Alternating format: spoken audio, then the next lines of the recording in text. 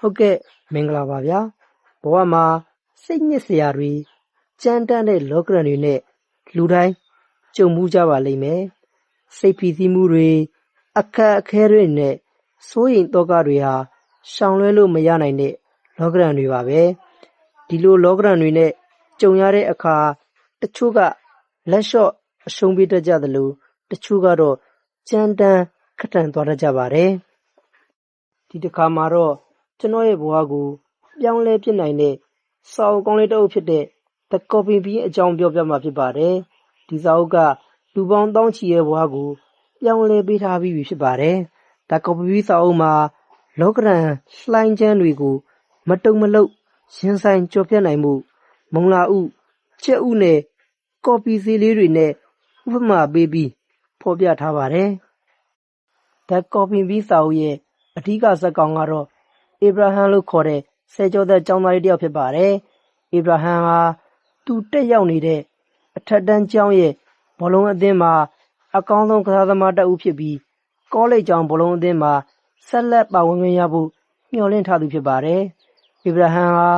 ကျောင်းစာကိုလည်းစိတ်ဝင်စားပါတယ်။အထူးသဖြင့်တော့သိပ္ပံဘာသာရပ်ကိုစိတ်ဝင်စားပြီးသူတို့အတန်းကို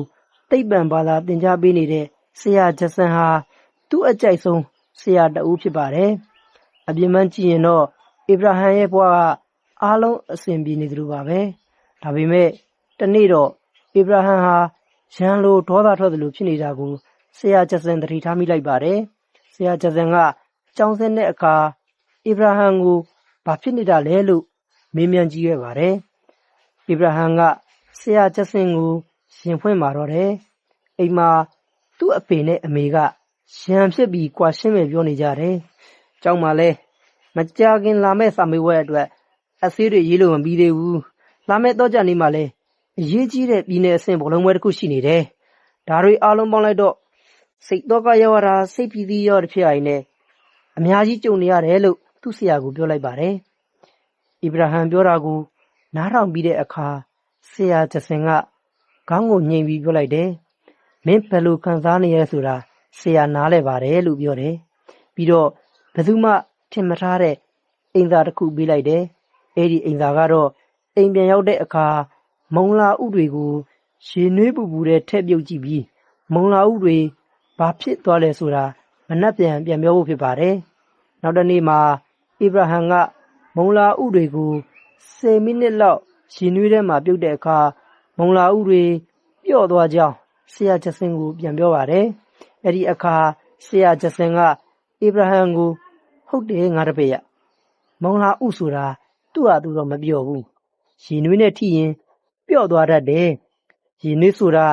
ခုမင်းကြုံနေရတယ်လို့ကြမ်းတမ်းတဲ့ဘဝကြမ်းတမ်းတဲ့ပတ်ဝန်းကျင်တွေပဲငါတို့တွေဟာ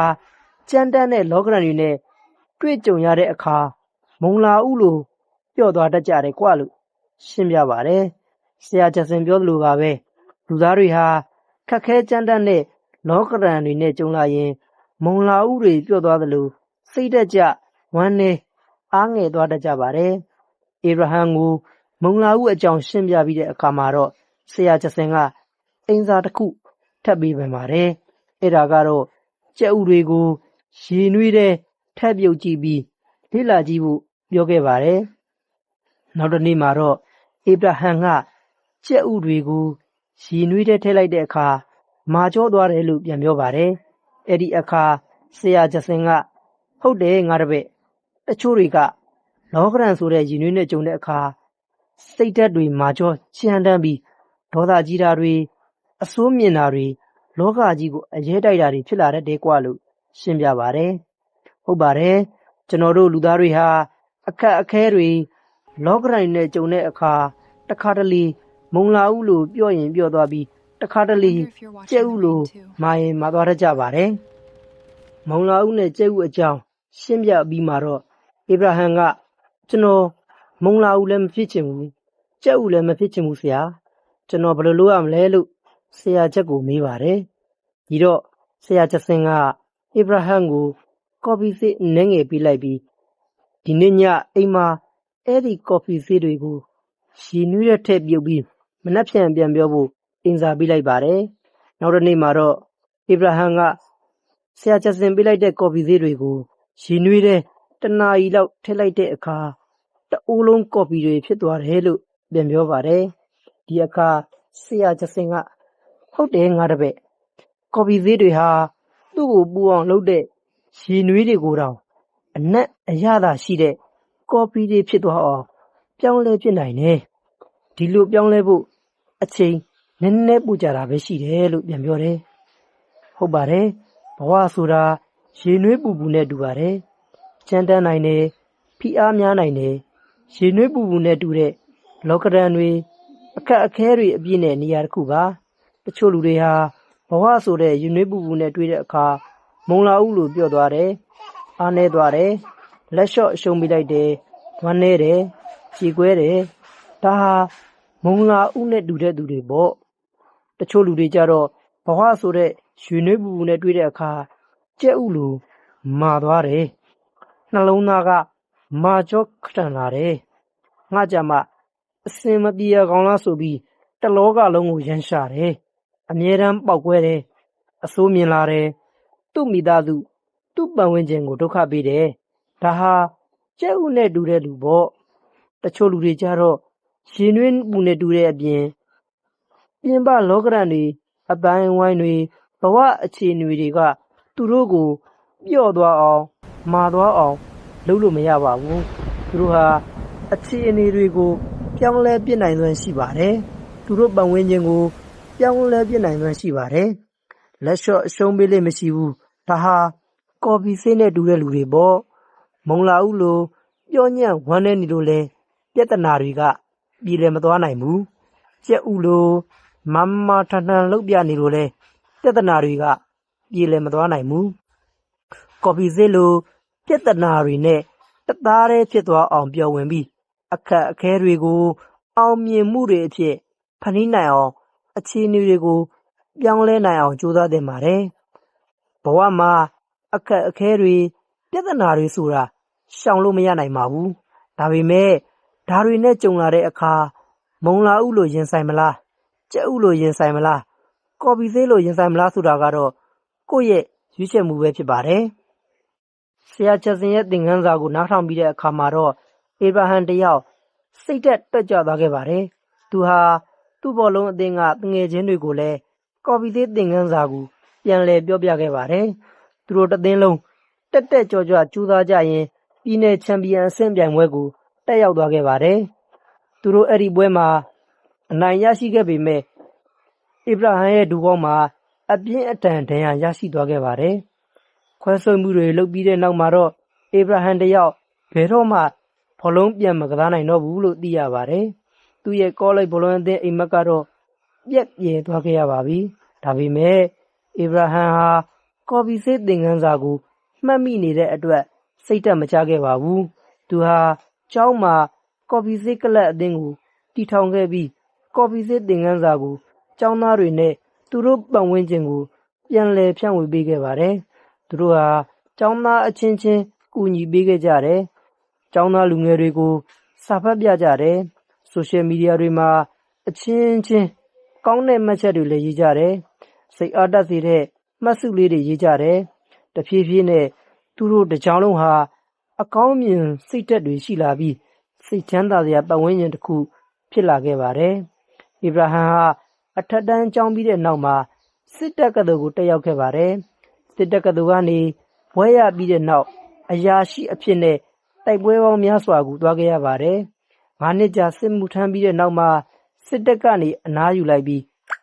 သူ့ဇာတိလေးကိုပြန်လာခဲ့တယ်သူအိမ်တော်ပြုခဲ့ပြီးသားသမီး3ယောက်ရရှိခဲ့တယ်အဲ့နောက်ကုမ္ပဏီတစ်ခုမှာရောင်းဝယ်နှန်းအဖြစ်ဝင်ရောက်လုပ်ကိုင်ခဲ့တယ်အေဗရာဟမ်ဘယ်သွားသူ့အိတ်ထဲမှာကော်ဖီဆေးလေးတွေယူသွားလေးရှိပြီးတွေ့သမျှလူတိုင်းကိုလည်းကော်ဖီဆေးသင်ခန်းစာအကြောင်းပြန်ပြောပြလေးရှိတယ်အေဗရာဟမ်ဟာသူ့ရဲ့အယောင်းဝန်ထမ်းအလုပ်ကိုကြိုးစားလုပ်ကိုင်ခဲ့ပါတယ်ဒါပေမဲ့သူဘယ်လိုပဲကြိုးစားသူ့ရဲ့ရောင်းအားဟာတိုးတက်မလာဘူးဖြစ်နေပါတယ်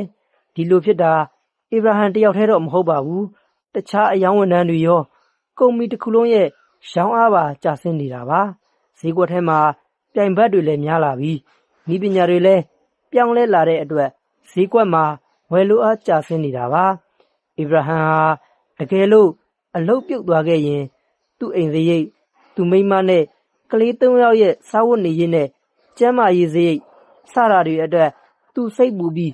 စိတ်ပီတိမှုတွေကိုစတင်ခံစားလာရပါတော့တယ်။အလုတ်ထွက်ပြီးစစ်ထဲပြန်ဝင်ရကောင်းမလားလို့စဉ်းစားမိပါသေးတယ်။တမနက်တော့သူကော်ဖီတောက်နေရင်းနဲ့ဆရာဂျက်ဆင်ရဲ့ကော်ဖီဆေးသင်ခန်းစာကိုရုတ်တရက်သတိရသွားပါတယ်။စိတ်ပီတိမှုတွေများလာပြီးတစ်သက်လုံးလိုက်နာလာခဲ့တဲ့သင်ခန်းစာကိုသူမိနေခဲ့တာပေါ့။ဒီသင်ခန်းစာကိုသတိရပြီးတဲ့နောက်မှာတော့အခက်အခဲတွေကိုစိတ်ပြတ်မနေတော့ပဲဖောက်တဲ့အသစ်တွေအဆက်အသွယ်အသစ်တွေနဲ့အခွင့်အလမ်းသစ်တွေကိုရှာဖွေနိုင်မဲ့နည်းလမ်းသစ်တွေကိုကြိုးစားရှာဖွေနိုင်ခဲ့ပါတယ်။ကြောင်းလဲလာတဲ့ဈေးကွက်နဲ့လျောညီထွေဖြစ်အောင်ခေတ်နဲ့အညီလုတ်ကောင်ဆောင်ရွက်နိုင်တဲ့အတွက်သူ့ဌာနရဲ့ရောင်းအားတက်လာပြီးအယောင်းဌာနရဲ့မန်နေဂျာအဖြစ်ရာထူးတိုးသွားခဲ့ပါတယ်။တခြားမန်နေဂျာတွေရဲ့ဌာနတွေရောင်းအားမကောင်းတဲ့အချိန်မှာတော့ဧဗြဟံရဲ့ဌာနကတော့ရောင်းအားကောင်းနေသေးပါပဲ။ဧဗြဟံရဲ့ဦးဆောင်မှုအောက်မှာကုမ္ပဏီဟာပြန်လည်ပတ်လာပြီးစမ်းသစ်တဲ့ idea နဲ့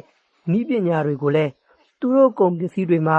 ထည့်သွင်းနိုင်ခဲ့ကြပါတယ်။ပူလေမွှေးလေဖြစ်တဲ့ကော်ဖီစီလေးတစ်စီဟာဧဗြဟံကိုသာမကပတ်ဝန်းကျင်တစ်ခုလုံးကိုပါပြောင်းလဲပေးနိုင်ခဲ့ပါတယ်။ကော်ဖီသစ်သင်ခန်းစာကို